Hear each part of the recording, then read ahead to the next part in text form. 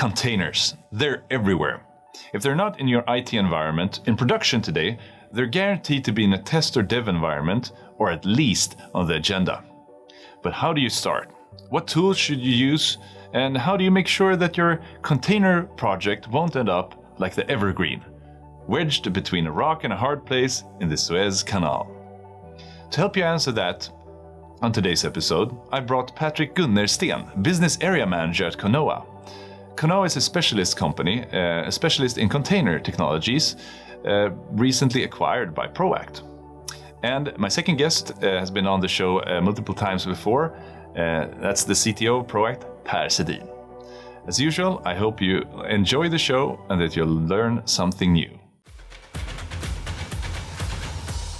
All right, so containers have disrupted the global trade in the last year. The peak was reached last March when the Evergreen, the huge container ship, blocked the Suez Canal for several days, and I'm still waiting for my PS5.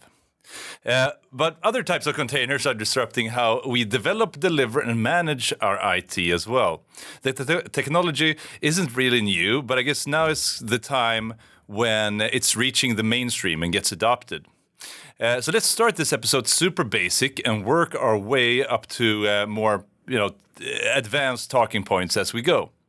So let's start with you, Patrik, and let's go super basic. What is a container first and foremost? So you almost explained it. So Evergreen was loaded with containers containing those PS5s and other stuff. And the container in IT is pretty much the same. So it's a wrapper, or whatever you want to call it, where you put all your code that you want to deploy. And once you put that in that container, then you have a application that's movable. So you can move it, from any place to, let's say your own data center to public cloud, for example. So it's the first step of making your applications cloud native in that sense. You can code anywhere and you can deploy anywhere. That's the basic function of a container. All right. As long as there has to be something underneath. Yes. I guess there's an underlying platform. People are talking about Docker containers, and they're talking about Kubernetes.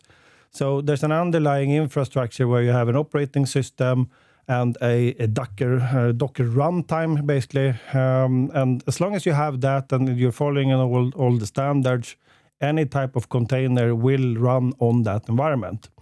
So if you look at the public cloud vendors, for example, you have ready-made container services in them. They, of course, are following all the standards. So any container you package anywhere else, you can deploy it there and it's going to work there, or in any other hosted service. Right. So it's like basically a standard for infrastructure, and we like standards, USB-C, for instance, deploy, charge anywhere, so to speak. Yeah. Okay, cool. Yeah, and I mean it is infrastructure, and you know us, Proact and me, we love infrastructure, and I guess this is kind of the next iteration of development of infrastructure. It is completely programmable. You consume it through APIs, and it's very much the developers that are utilizing infrastructure. So it takes a very specific or enhanced infrastructure compared to, I think, what Proact have been doing in the past, and that's one of the reasons for, that Conoa is now part of Proact. So it is really cool infrastructure. But I think on top of it, it is about the application, because the application is really what decides, what the infrastructure should look like. And these applications, they are technically very cool. I think contemporary developers love, the containerized type of application. And it's been pioneered, by a lot of the web companies. I think a good local example for Sweden would be Spotify, which, they have programmed their whole, music app, the pieces of it, in containerized type of architecture. So it started, to Patrik's point, quite a few years ago, and now it's reaching mainstream. But also the way it's reaching mainstream is not just technology, it's not just IT operation, it's not just infrastructure. It's very much driven by the business side.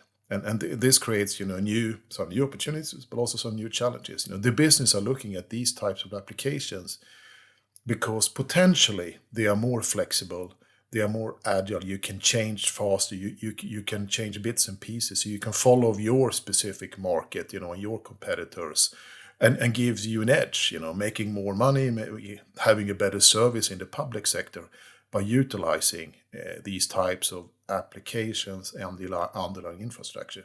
So there is absolutely a business perspective as part of it, and I think that is, I would say, a big part of why this is really taking off in left and right with more and more customers as we speak.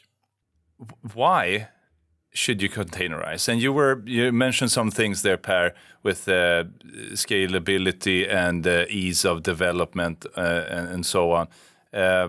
Why is that so? What is it with this new next generation infrastructure that really makes that so much easier? Yeah, and should you containerize everything? I think Patrik is probably much more an expert than I am here, and not necessarily. It's like, yeah, it's contemporary, it's cool, it's the new stuff, but it might not fit everywhere. So as always, you have to think before you do. It's always good. So I don't know, Patrik, what do you say? Yeah, I mean, you're not going to use technology for the sake of technology. I mean, some people are doing that, and that's usually what kind of kicks things off in the beginning. But really, you're trying to solve a business problem or make something better in your business. And looking at containers, I think there's two things that we're seeing at the moment. Where one is what I started with saying, that it makes your applications movable. You can move them from one place to another. So if you want to move between different service providers or between different data centers or between different geographies around the world, it's very easy to deploy your applications anywhere at any time. So that's one thing. Traditional infrastructure, traditional operations type of benefits. But the first one that I think we've seen, at least here in the Nordics, that's been triggering this is development of software, of applications. And in the way that containerization is speeding up, development of applications. So the business might have, business needs saying that we need to bring new things to the market faster, new functions or new features. If you're working with containers in the right way, it's more of a development cycle that gets automated and following certain guidelines and principles, which makes it very fast and very easy to change code, to test it, and then to bring it up into production. So you're shortening those cycles significantly. Okay. Is it microservices is a term that is pretty common in when talking about containers?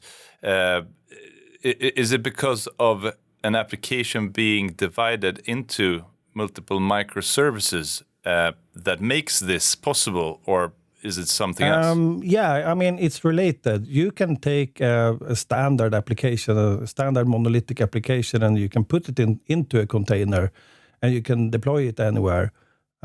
But you still get a lot of dependencies then, of course, to that application, and it still might be hard to update the code in there because you have a lot of code in there. And there's a lot of dependencies. While microservices, you tend to break things up. So you have different functions running in different containers, like Lego bricks. So you're adding functions as you need them, and you can change them as you need them, and you can upgrade them as you need them. So if you have a web server running in a application, in one container, you can just do your upgrades in that one and stop it and upload the new one and start that one, and you don't have to affect all the other containers doing other types of communication or talking to other functions within your application. So it makes those Lego blocks easy to swap out, basically. Okay, very interesting. I think, Per, you mentioned Spotify before. I talked to a Spotify employee at one point where he was talking about the actual play forward and rewind buttons being one microservice, if I'm correct. It might be wrong, but something like that. So there was like a product manager for those three buttons taking care of that project. And if those break, the whole app doesn't break. It's just those buttons is like an application in the application, basically. Yeah, I mean, exactly. They had like both an application architect, built in this way and divided. They have divided different functions in there. So they are, and even you and I think all of us are using Spotify. We might not necessarily have the same version of the application. They are shooting out new versions. They are testing it for a number of users, see how it works. So making sure that it's a very, very iterative process. It's changing all the time. It might be, instead of you having an ERP system, and you might change it every few years, and it's a big project, and it's an important one. This might be changes coming on a daily basis or an hourly basis. So it's kind of a different world. And I think Spotify is an interesting example, because when I worked with these guys and girls many years ago, they didn't when we had them doing some lectures for us, and we thought they're going to talk about all these new cool development tools and how they did it, and all they talked about is the way they organized. So their development teams and their operation teams, they were like their own units, So if you develop code as a developer, you also have the responsibility for actually making it work in reality. And certainly the operations teams had to understand, modern application development. So I think they hate the term, but it's kind of it got a name eventually called DevOps. You have the developers and the operational team kind of working together, and it's much more than technology. It's probably more about the way you organize, the way you steer your organization more than anything else, actually, which might make it harder. It's not just a software pack you can put on there and everything is working. It might be, do you have the right skill set? Do you have the right organization? Do you have the right managers? Do you have the right goals for it? So they talked very much about how they organized, not saying that their way is the right way. It's just a Spotify way of doing it. It will probably not translate into anyone else, so you have to find your own way in this one. And I think that could be sometimes a challenge and might hold things back. Perhaps also, especially after the kind of experimentation stage, when it needs to go into production, it could be a challenge. Yeah, and on that comment as well, I think like you said in the beginning, Per, not everything is probably the right thing to put into a container either. Because it goes back to, what is that application doing, and is it adapted to run in a container environment? And things like availability, for example, you build availability in a container platform completely different than you do in the traditional virtualized environment with your backend databases, for example. So it's also a matter of picking the right application, the right workloads to put into those containers. Not everything is going in there today. Right. And I think let's expand on that. What is suitable for containerization, so to speak? And before you answer that, I personally see two different categories of answers here. First, it's new applications that are being delivered, but then we have legacy applications as well. In both those cases, what is worth containerizing? Yeah, and it's almost kind of the opposite answer. It's probably easiest to look first at what you should not containerize. And if you look at every company today, they have a number of databases, for different things that they run. And if you look at the slightly bigger company, they will have some pretty large backend databases where they store things from their ERP system or CRM or logistics systems, etc. Or a bank that has tons of transaction in the backend that you cannot lose, basically. Those databases tend to be built to not scale in the traditional sense. You can't run those databases in multiple versions because you get locks between different physical servers that you can only write in one place at a time, for example. So those are not built to scale out into hundreds of containers, which makes them not the most suitable candidate to put into a container and run on a container platform to start with. So I think traditional relational databases, big ERP systems, applications that are built to scale up rather than scale out, they are not the first one that you put into a container. With that said, then typical use case for a container, and especially where it started, probably is web. So web applications, and if you're logging in to make your shopping on a large retailer, for example, you can have hundreds of thousands of people being on that web page at the same time, and each of them can run in their own container. And if that container goes down, you just refresh your browser and you're going to get a new container. You can continue your shopping. Those applications are built to run in multiple containers and to scale out.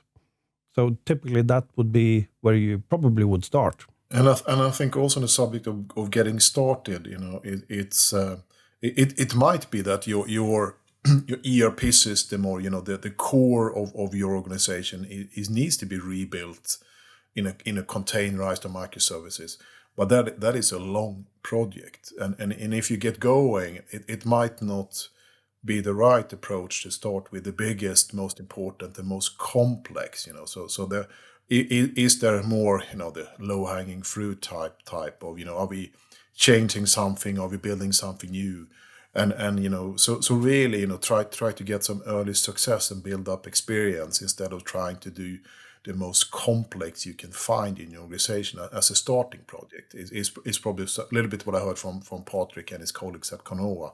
Might be some good rule of thumb, I guess. I mean, start simple and learn as you start simple. And as you said, if you're going to start with the most complex things, it's going to take a lot of time, cost a lot of money, and you're probably not going to be as successful as if you start with something simple. I mean, the bigger companies in Sweden that we work with, we all started with something simple. Typical applications that represent a good use case that they, where you can see the benefit of running containers. Start with those, test those, learn as you go, and adapt, and then continue.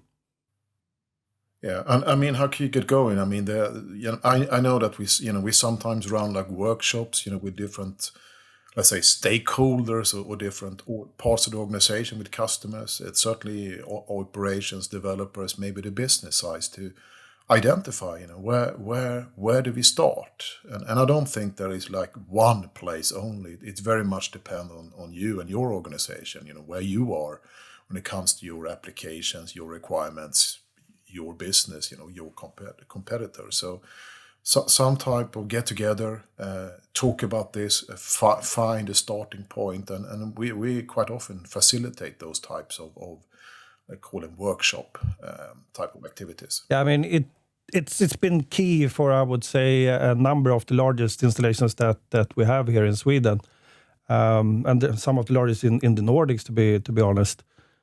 All of those pretty much started with the workshop, where you bring all the business together, both operations, developers, and management. And the reason for that is that implementing a container platform is a big project. There's a lot of new technologies, but it's also impacting everything that you already have. So you need to get people to understand that this is fairly complex to get it into production, state that is suitable to run, more critical applications. And you need to get the whole business to understand their part into this, because what we've seen as one of the big issues in I would say every client is that you have existing rules or procedures that you have set, or even legislation that you need to follow. And especially when we're looking at network and security, there usually is rules in place that has to change for a container platform. You cannot do it exactly as you've done, before the last 15 years or so. So there's a lot of change that needs to be happening. So you need to start right, and you need to be aware of what you're doing. Otherwise, you're going to waste a lot of time doing the wrong thing, and it's not going to go very fast forward. Mm. And I also seen, sorry, interrupting you. You don't even have time to ask questions, have you? That makes my job much easier.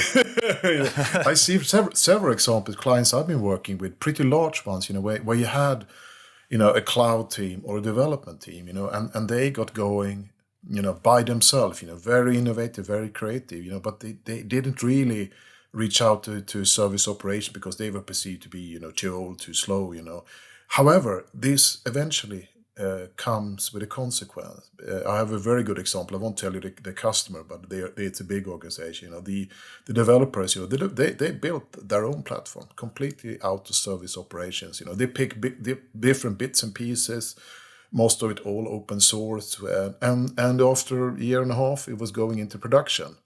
And then they called service operations, say, can you take care of this platform? Because now we need to life cycle it. Now we need to, put all these processes and IT and security reviews, all the boring stuff. But and that it failed completely because service operations said, no, we haven't heard about this platform. We don't have the competence. We cannot operate an open source platform that has bypassed basically all of the rules we have around our IT operations, So that is probably not, a successful way, although it might be tempting, saying, let's get something off the ground, let's get going, let's, the guys in the white clothes, with the lab clothes, whatever, they let's ignore them. They're too slow, That could come with a consequence if you're not careful. Yeah, I mean, completely. And everyone gets stuck on network and security policies. Every single customer does. Because it differs so much? Because whatever... I mean, first of all, networking, the old way that you are used to do it, you have applications in a VM and you open up ports and you have firewalls and you do traffic, through network that way, that you try to secure and you try to keep the enemy outside, so to speak, outside of the firewall. Whilst in the container world, communication is done as an API call between containers.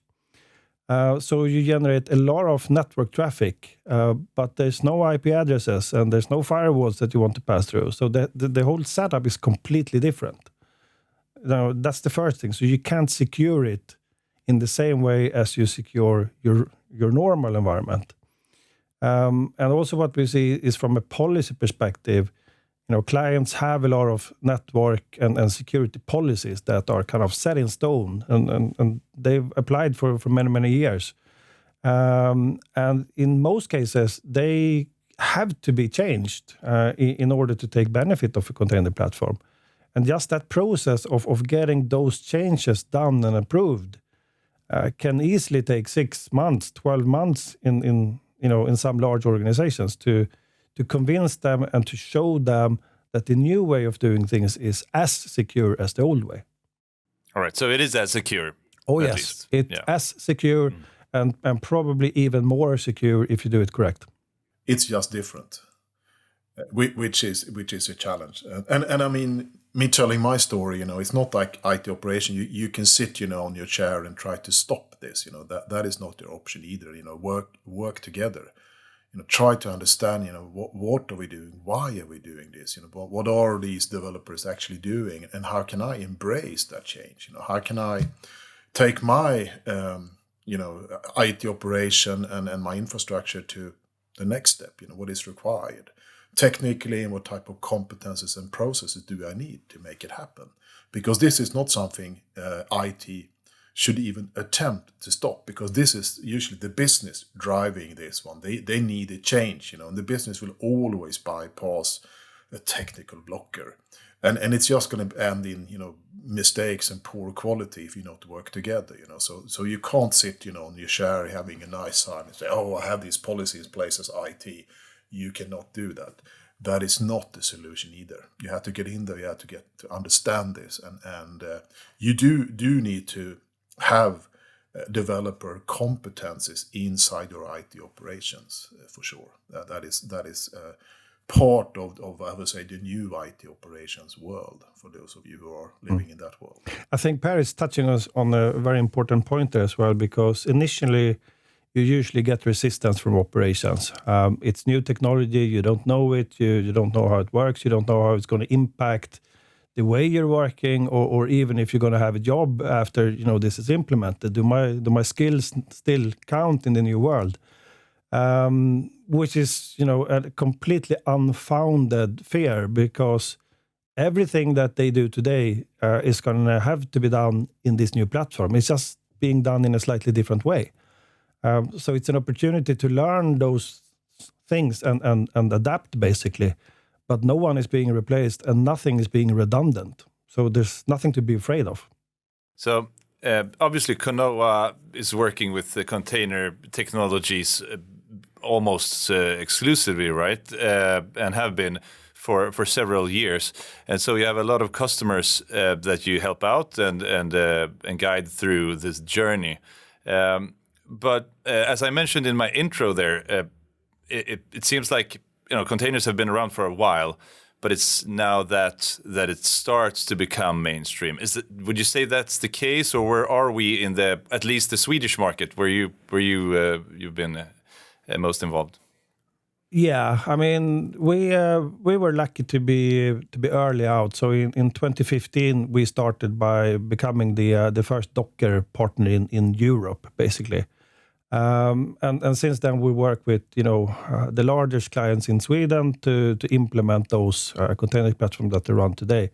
And I would say, looking at the journey, the first couple of years, it was very much driven from companies that has large development, parts of their IT operations. So they have large parts of developers.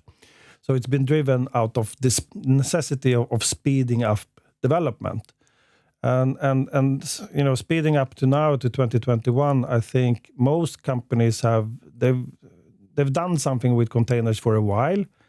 They've tested it. They developed software for it. But I think the last 2 years or so, we're seeing this to take off in the sense that now you're onboarding more critical applications onto container platforms. 3 years ago, it was still more kind of testing and maybe not the most critical type of applications. But now we're definitely seeing this being scaled up to a large number of containers and much more critical applications, which means that the platform is today much more enterprise-like, I would say, with a lot of clients than it was maybe 2-3 years ago. And maybe a less sexy use case might be that you get some shrink wrap off the shelf application that is now being delivered as containers, and you might be required to run a Kubernetes cluster, and have the skills just to run some of the off the shelf applications. Maybe not as exciting as creating your unique functionality that brings you make you different in your market, but So wherever you turn, we're starting to see that happening as well. And I would also underline that part as the proof, kind of, that containers aren't going away, because whatever you're doing, as long as you're running applications, you have application developers that builds those applications that benefits from having the development done in pipelines in containers. So as Per said, there's a lot of software now that you're buying off the shelf that the only way that you can run it is in a container. Right. Which makes you, as a consumer of that product, having to have a container platform of some sort ready just to run that application, which is interesting. I remember back in the day when CDs or software DVDs were slowly getting, it was slowly becoming a non-thing. So you could choose to buy a software product on a disk or get it in a USB drive. Sounds like kind of the same thing, but you don't have an option. Yeah, I mean, we're getting to that point that there is certain applications now that you don't have an option. You have to run it as a container. Well, that's interesting. I mean, just so the market is pushing on containers from many different points. Do you think that we'll eventually be running containers as standard, and not that will be the thing that we run our software as? Let's say in 5, 10, 20 years. We still run mainframe and VAX VMS, so I don't know, I'm not convinced that the traditional database is going to go away anywhere soon. You're going to have new types of databases. Yeah. Is it going to take over and rule the whole world? that usually never happens. No, and before we're at that stage, potentially, there might be a new technology popping up. That's the only thing that I'm sure of being, in the IT business since 2001 is that whatever you think is going to happen in 5 years, something else pops up and something else happens. True, but it's definitely going to take time. And if you're looking at even the early adopters and the one running, large container clusters there with tens of thousands of containers in them, it is still a smaller part of their IT environment compared to the old legacy stuff. Right. The more necessary parts. Rewinding a bit back to like getting started, or let's say you have started, and you probably at that point already have chosen the tools. But I know that you, Patrik, at Conoa, you have this chart, or maybe it's not your chart actually, but it's a chart of logos of tools that can be used for different parts of managing and deploying a container solution. That must be a hard thing to choose from. Yeah, if you ever seen the Cloud Native Computing Foundation's chart of all the projects around containers, there's hundreds of them, if not even 1,000 today. So there's a lot of different tools. There's a lot of new technologies that goes into this, and there's a lot of companies, working with us. And some of them are new companies that's only been around for a couple of years, and some have been around for decades. But boiling this down, and as I said, as clients now are starting to run more critical applications in larger numbers, demands on that container platform is going up. So you have to meet those type of enterprise demands. And then you need to start being, fairly picky and take consideration of what tools you're picking, because they have to work with everything that's, that they need to work with. There's no one solution that you can buy and push a button and you get a Kubernetes cluster that meets all of those requirements that an enterprise client will have. So you're going to end up with a number of different products, a number of different solutions that all need to be capable of working together, basically. Right. Hey, we talk a lot, like all these things are based on open source products, right? And I think there's often not consensus, a belief that is free somehow. Is it cheaper to run things on containers compared to traditional things thereby? Or is it not free? Or can you, how does that work? There's nothing that's free, I think. There is no free lunch. You should know it by now. You're going to have to pay one way or the other. And there's a lot of things going into this, and this is a discussion on its own. First of all, I think open source is more of a development process rather than a commercial way of selling your products. With saying that, is typically open source projects, anyone can contribute. And people test codes, they pen test them for each other, they give advice. So it's a way of developing code faster. I think that's the main reason why open source has become so popular. Because development gets faster, basically. And you can get anyone in there from anywhere around the world can contribute to whatever project that you're working on, basically. So that's the one thing. The other one is, of course, that there's a ton of open source code out there that is free to use. So you can download it and you can run it, and you don't have to pay anyone for it. Sounds free to me. Yeah, that's free. But if you're doing that in a larger environment, you might want to have some kind of support on things when they break. So an open source product, you can get support from the community. You might not want to post certain things publicly in a community chat because it might be internal secret stuff that you cannot share. So it might be hard to get public support on certain problems that you're having because of security concerns, basically. So that's one thing. Other one is that if you're supporting it yourself, depending on how your organization looks like, etc., you might not want to be waking up in the middle of the night when something has stopped working because you're the only one that knows how it works. So you might want to have someone else that you can call, for example. So there's a number of different reasons, why you might want to have support for it, and why free is kind of, it's free, but probably you're going to spend more time on it, and probably you're going to have some difficulties to get the most out of the software because you can't get that proactive support from someone that's installed it, 500 times before. Right. And you probably have that in your policy already, that you have to have support on the things that you use in production, at least, I guess. Yeah, I mean, certain clients and certain industries have that as a requirement. Financial sector, for example, which is heavily regulated, they have in certain areas a demand that the things have to be supported.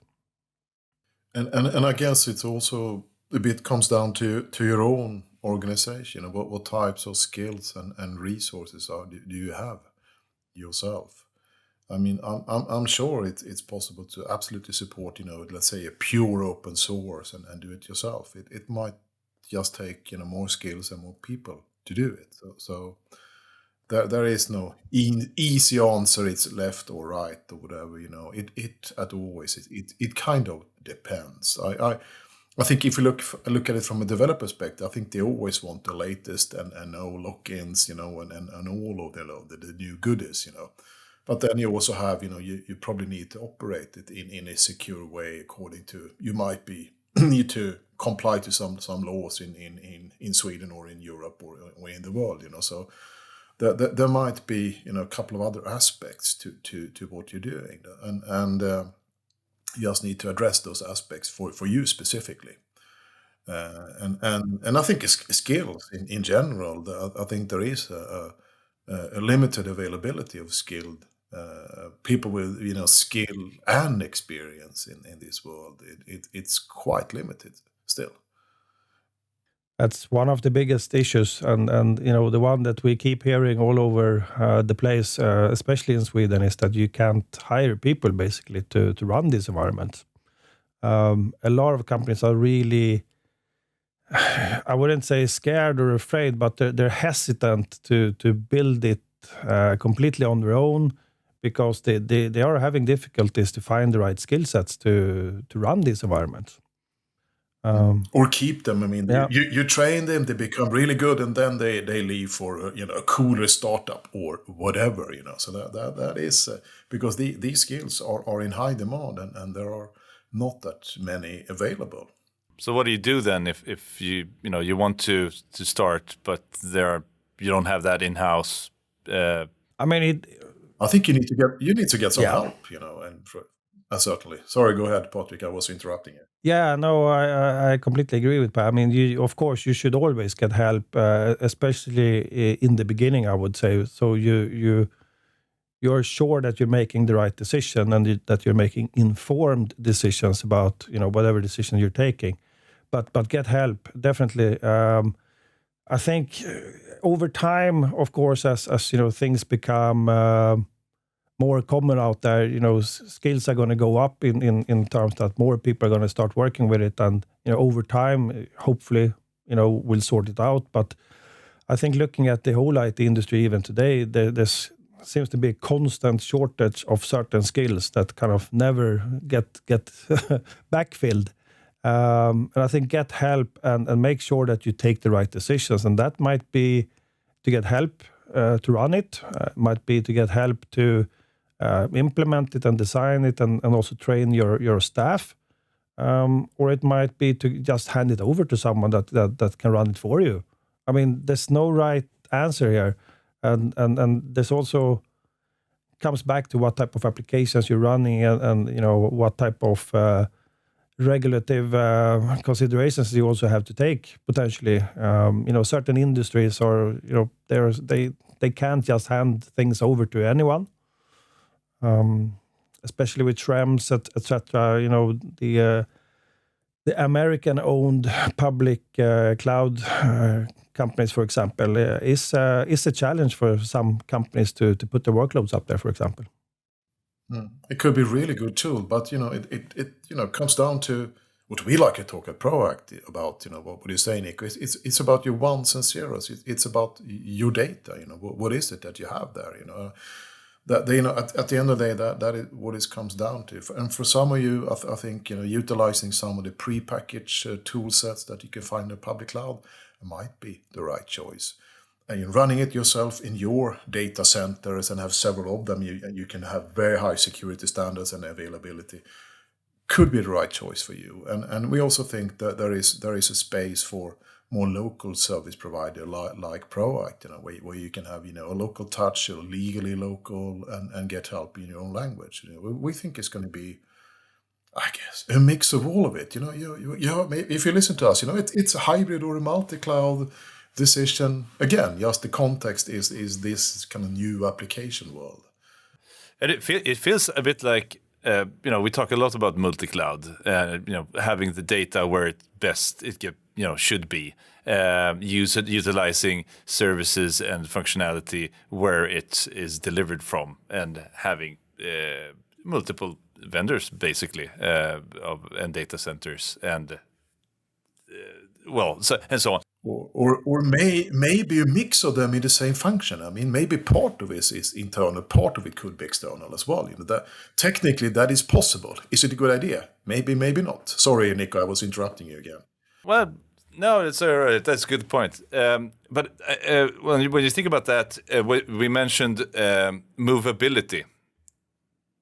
So it feels like containers, if you really want to go multi-cloud and do that efficiently, you should utilize containers where it fits to be able to move and scale wherever you need it to be and scale easily, I guess. Right? They're friends. Multi-cloud and containers go hand in hand. Oh, yeah. I mean, it's step one, because once you've containerized your application, you can run it anywhere. So you've made it movable. And you've made that choice as an option to run it anywhere you would like. And I think going back to what Per was talking about, we have several large clients today that are it's not either or, it's both. They're running applications in different places depending on the demands of that specific applications. So we have a lot of clients today in Sweden that run certain applications in their own data center, other applications they run in public clouds, and they might have other applications that they run in a local service provider, depending on the requirements for those applications. And I mean, it is certainly by design a very movable architecture, left and right, up and down, here and there, whatever you want to talk about it. However, there is one little piece of advice, I guess, from the storage node. If you have a lot of data in your containers, and you might not, but if the speed of light, still applies. I mean, I guess probably a bad one, but an extreme example. I mean, if you containerize an Oracle database which contains 100 petabyte, you move it from one cloud to another cloud. You still have to migrate 100 petabyte of data. And that is not happening overnight. So for sure. But I mean, the normal logic and the speed of light obviously applies here. So it's down to the way you design your application. I mean, if you want to have this full flexibility, movability, you have to think about, what your persistent data, the stuff you want to keep, where do you put it? Do you put it in your container architecture? And if you do that, it comes with some restrictions. Do you have it in a database externally? That's where you keep, all your, large amounts of data. It comes down to the application architecture. That is something your developers absolutely have to think about when they design it. How much flexibility do you want or need? And you have to design it accordingly. Yeah, and completely true. And go back to the whole thing of, it sounds very good that you can deploy your container anywhere, and you can. But if you have those dependencies on an external database, for example, and you have response times that aren't good enough, of course you can't deploy your container anywhere in the world. It's not going to work really well then. So containers still doesn't, bypass the speed of light problem. It is not Star Trek warp speed yet. Unfortunately not. But maybe next version. Exactly. But I'd like to hear some cool use cases, Patrik. I'm sure you have one or two. Or use cases or customer stories. You are welcome to anonymize whatever you want. But with before and after, or something you're working on now, I'd be happy to hear about that. Yeah, I need to be careful of what I'm saying here, but no. Typically, what we're seeing and what's being proven over and over and going is how clients can speed things up. We have which I think you actually had up here on another talk a couple of weeks ago. We have a joint customer reference in AFA Försäkringar, for example, where they are looking at speeding things up to changes in their applications from 1 month to 1 day, which is, of course, a huge step forward. I mean, they're not there yet. They're gonna end there. There's nothing saying that they're not gonna end there. But that's a significant, different in time of deploying changes or adding new functions to your applications. You can do it in a day. That's pretty fast. We have other clients that aren't really sharing figures without, exact figures, but the common theme that we're seeing is how much they're actually speeding up their software development. That's been, you can't really put numbers on the value of that because you have a lot of companies out there that the only thing that they're competing against each other with basically is features and functions in some of the services that they're selling. So to be able to react and adapt and to change those and to develop those and add things that no one else has is worth a lot.